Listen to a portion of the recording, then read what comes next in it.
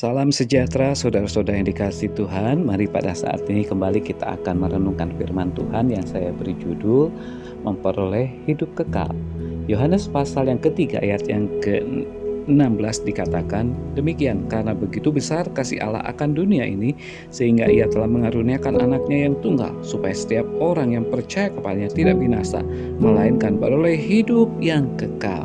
Mari kita akan berdoa. Bapa di dalam surga, kami datang kepadamu. Pada saat ini Tuhan, kami mau merenungkan kebenaran firman Tuhan.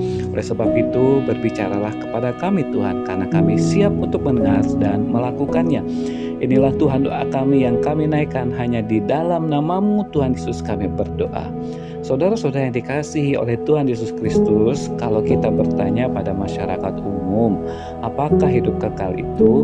Maka hampir semua jawabannya mereka mengatakan bahwa hidup kekal itu adalah hidup yang tak berkesudahan atau hidup untuk selamanya.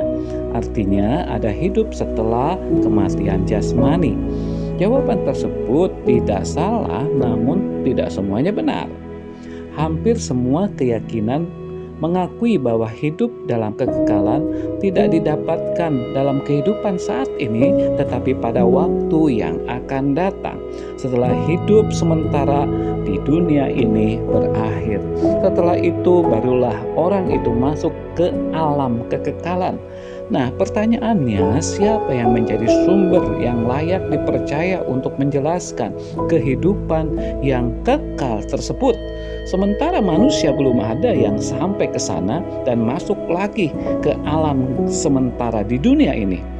Alkitab bersaksi satu-satunya pribadi yang layak untuk kita dengar dan untuk kita imani tentang hal itu, yaitu Yesus Kristus.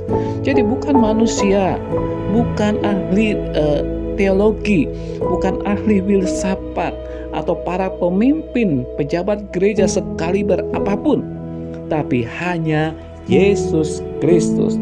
Alkitab mencatat bahwa sebelum waktu dan ruang ada, maka Yesus sebagai firman telah ada dalam setiap dimensi kekekalan. Yohanes 1 ayat 1 mencatat, pada mulanya adalah firman, dan firman itu bersama-sama dengan Allah, dan firman itu adalah Allah sendiri. Bahkan di dalam Yohanes 1 ayat yang ke-14, firman itu telah menjadi manusia, yaitu Yesus Kristus. Lebih jelas Yohanes menulis di dalam Yohanes 8 ayat yang ke-23. Lalu ia berkata pada mereka, kamu berasal dari bawah, aku dari atas. Kamu dari dunia, aku bukan dari dunia ini.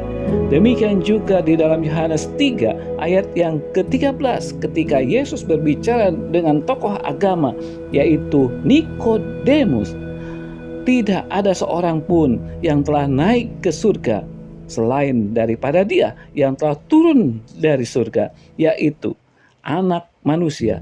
Saudara-saudara, jelaslah Allah menyatakan bahwa Yesus bukanlah yang diciptakan, melainkan Dia adalah firman yang olehnya Allah menciptakan segala sesuatu. Tanpa Yesus, tak ada satupun yang telah jadi dari segala sesuatu yang dijadikan. Saudara-saudara, jadi karena Yesuslah satu-satunya yang berasal dari surga, dari Allah, maka marilah kita dengar apa kata Yesus, bagaimana menuju kepada kehidupan yang kekal.